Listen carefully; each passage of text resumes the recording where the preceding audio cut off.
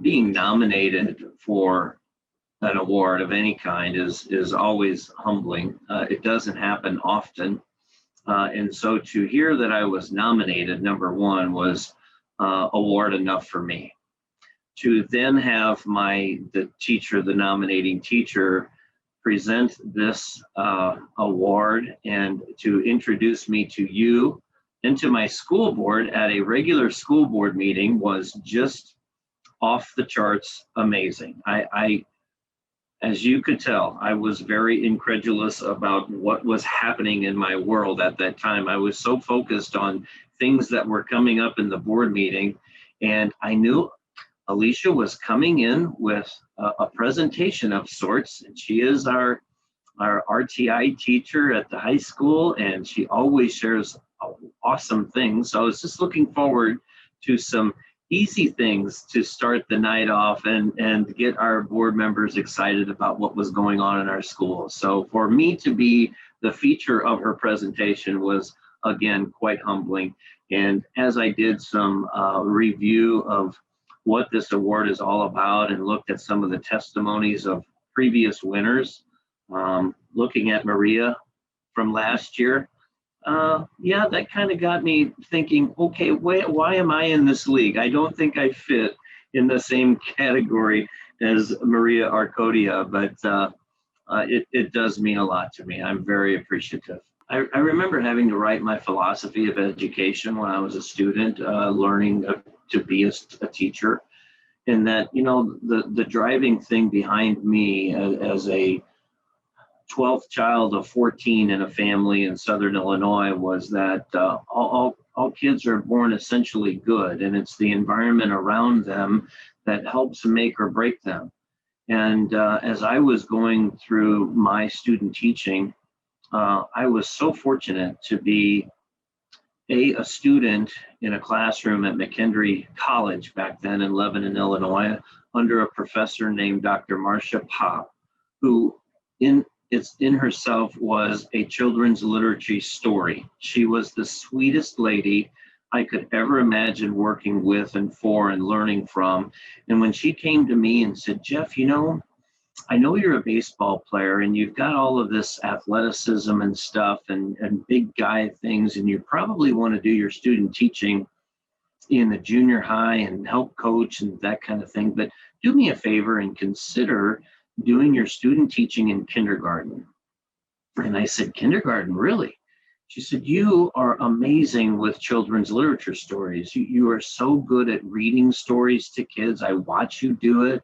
I listen to you in class. And I just think we've got a great fit for you just a few miles down the road in little old Summerfield, Illinois, where I was fortunate to do my student teaching under someone who became the Illinois Teacher of the Year, Gail Nave, a phenomenal kindergarten teacher. So I was so blessed to have opening opportunities to build a foundation where I was in a very non-typical environment in the Lebanon School District, a very diversified community. In a small school like that, I learned the importance of being able to reach out to all differentiated learners. And I don't think I knew that kind of thing as a child or as a student growing up in elementary school in Albers or in high school at Bree Central growing up. But it really struck me as this is the foundation. These are your building blocks. You have to be able to reach out to these kids and meet with them on their level and encourage them to gain an appreciation for and a love for reading. Find something that will be motivational to them that they would love to read, whether it's a book about sports or a book about birds or something that has wonderful illustrations, or it's just a wonderful story. So, you know, one of the things that it asked about in the Learning Ally community was to tell me your favorite children's literature book or young adult. And I'm thinking, okay, well, I've got two. Number one, my children's literature book from Bill Martin and Archambault was Chicka Chicka Boom Boom. simply because it's such a fun story to read.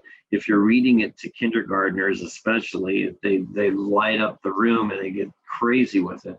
My daughter, the first time I read it to her, she fell in love with that book. So that was one. And then I thought, okay, well, when I started as a kindergarten teacher, all of the children lit books were amazing. And then I went into junior high language arts, and I chose the book Across Five Aprils, which was written way back in 1964 and became a Newbery Honor book in 65. But it touched me so much because it was in my backyard in southern central Illinois, located in Jasper County. There's reference to McKendree College, so many southern Illinois type things. And I wanted to bring that story to students in my classroom in southern Illinois to say, hey, you know what? We are on the map. There's a children's story, a young adult literacy book that's award winning, and it's all about this area. So I think the kids saw that passion. And I've actually had some former students come to me and say, do you remember that book Across Five Aprils? Why did you like that so much? And I said, well, I was born in April and it's about Illinois. And they said, yeah, we remember that. So I knew that it did something for me. So in putting those things together, to go back to your question of why literacy is so important, I mean, it drives everything. And for kids who don't have the very best home life, it's those 6-7 hours a day that we have them here in our school buildings for 176 days a year that can make such an impact on them. And teaching them to love literature, to find something to read, to provide that escape from reality sometimes is just a wonderful impression to have on kids. As a superintendent, I don't have quite the impact inside of a classroom, hands-on, as I used to as a teacher, or even as a building principal, where I could be inside and observing teachers teach and watching students learn. So my indirect impact is to reach out through my principals to the teachers to find out what's working, what's not working. And certainly here in Illinois, the emphasis on the response to intervention to find solutions for kids that are not making the grade in the area of literacy was something that really was a focus that we needed to address in this district. And I can only credit the teachers like Alicia Hiller and those who are working with the kids at the elementary and junior senior high for recognizing Learning Ally as being certainly the ally that we need on our side to help reach out to kids and make a difference. And so certainly with the award that I was provided, there is going to be a greater investment to ensure that more Learning Ally audiobooks and other resources can be brought to students all across the grade levels. And for the things that can't be addressed with the award, there's certainly going to be some money in the budget appropriated for that. So that's how I can help with that, is to keep my ears open and look for good things and listen to the teachers who share with me what good things are out there. And certainly the audiobooks you referenced have made a very positive impact on our kids who need that. I mean, I can look at test data and I can see where our kids are struggling. We're in a community with a high poverty rate, with a high mobility rate. Folks come in, sometimes they set up their tents for a short period of time and then they're off and running somewhere else.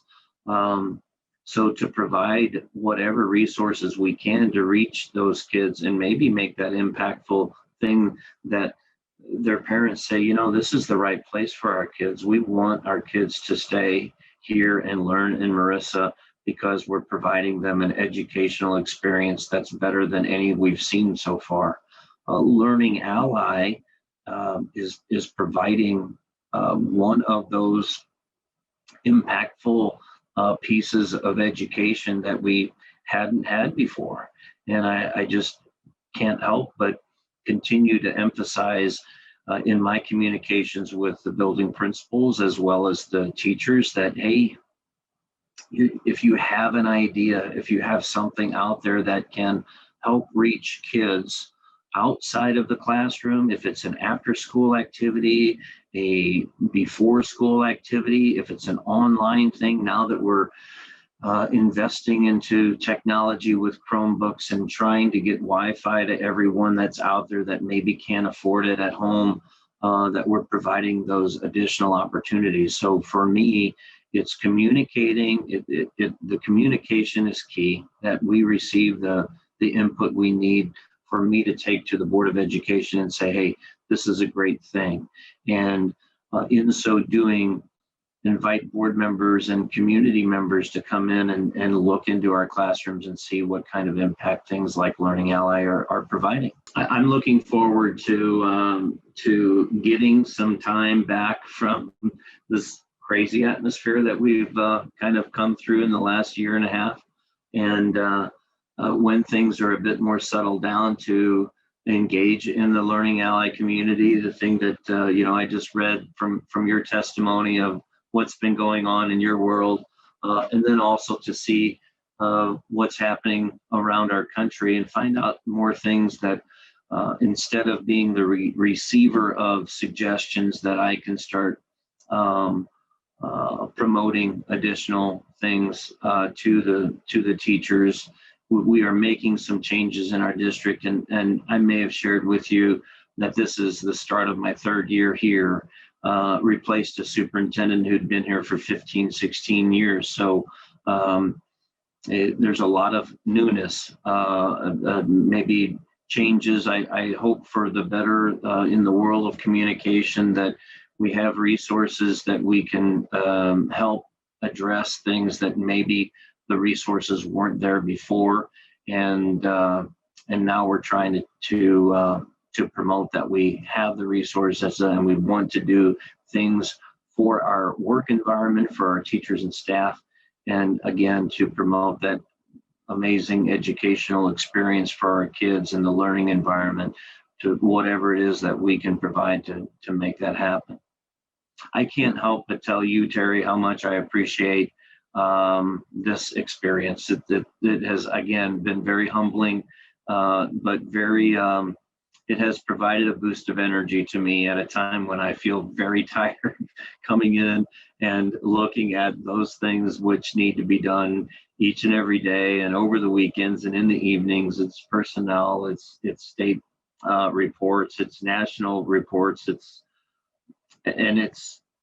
dealing in a community too during a difficult time when everyone has different opinions about what we should be doing for our students and how we should be attending school, whether it's in person or remotely.